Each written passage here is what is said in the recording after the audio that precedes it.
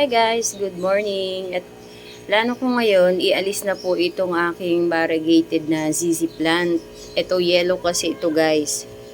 So yellow naging green na.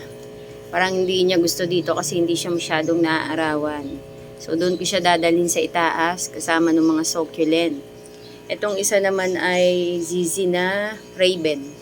Black Raven. So okay naman siya dito. Itong yellow lang guys, aalisin ko dito. Nilipat ko na siya sa ibang paso para bumalik yung pagka-yellow niya. Let's go, ilipat natin yan. Guys, ito na siya oh, nakuha ko na. Naputol pa yung isa oh. Pero mabubuhay naman yan oh, kasi malaki naman yung ano niya. Tapos ang lalaki na nung bulb nila, ayan oh. Parang sibuyas, ayan oh.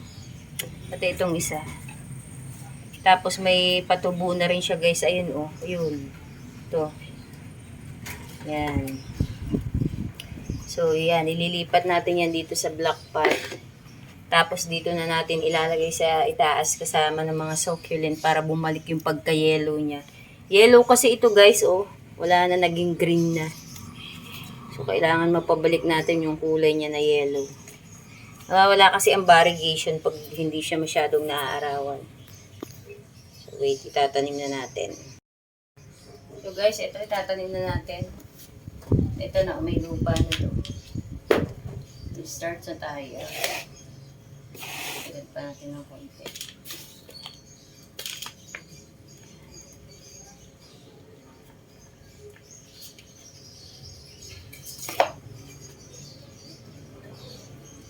Ito yung ano, yung bulb niya yung parang sibuyas.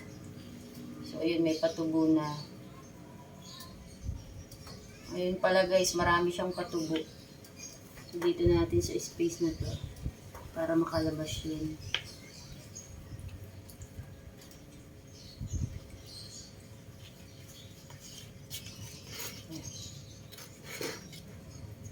Parang malalim siya. Dagdagan pa natin ng dito.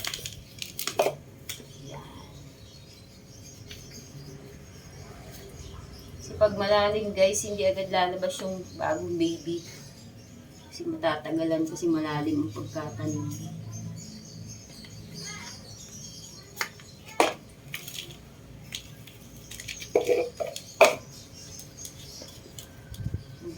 Mabilis lang naman mabuhay guys ang ano, ZZ plant. Pero ang napansin ko, iba ang variegated. Medyo sensitive siya ng konti, hindi kagaya nung ano, green. Yung green, kahit ihagis mo lang, makita mo, buhay na kahit hindi mo intindihin. Ang mga variegated, medyo sensitive ng konti. Ayaw nila ng laging dilig ng dilig.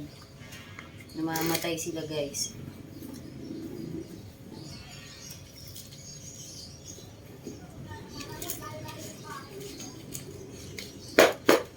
So, ayan na guys, oh.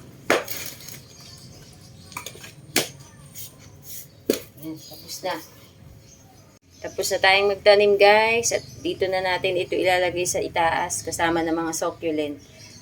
Pero ipupwesto natin ito sa hindi sobrang mainit at kasi nga nagalaw siya. Nagalaw ang ugat niya para medyo makarecover.